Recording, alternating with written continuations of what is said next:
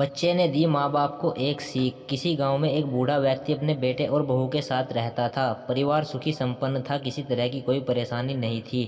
बूढ़ा बाप जो किसी समय अच्छा खासा नौजवान था, आज बुढ़ापे से हार गया था। चलते समय लड़खड़ाता था, लाठी की जरूरत पड़ने लगी, चेहरा झुर्रियों से भर चुका था।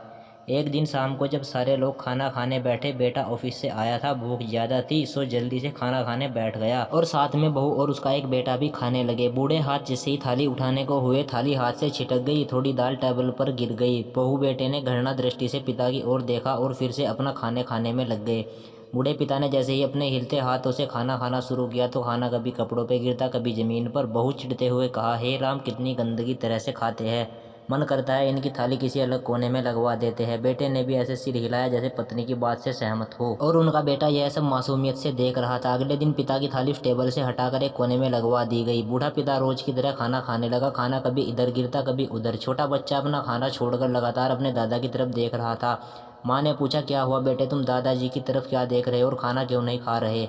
बच्चा बड़ी मासूमियत से बोला, माँ, मैं सीख रहा हूँ कि वृद्धों के साथ कैसा व्यवहार करना चाहिए। जब मैं बड़ा हो जाऊंगा और आप लोग बूढ़े हो जाओगे तो मैं भी आपको इसी तरह कोने में खाना खिलाया करूंगा। बच्चे के मुंह से ऐसा सुनते ही बेटे और बहू दोनों कांप उठे। शायद बच्चे की बात उनके मन में बैठ गई थी, क्योंकि बच्चा ने मासूमियत के साथ एक बहुत बड़ा सबक दोनों लोगों को दिया था। बेटे ने जल्दी से आगे बढ़कर पिता को उठाया और वापस टेबल पे खाने के लिए बिठाया, और बहू भी भागकर पानी का गिलास लेकर आई ताकि पिताजी को कोई तकलीफ ना हो।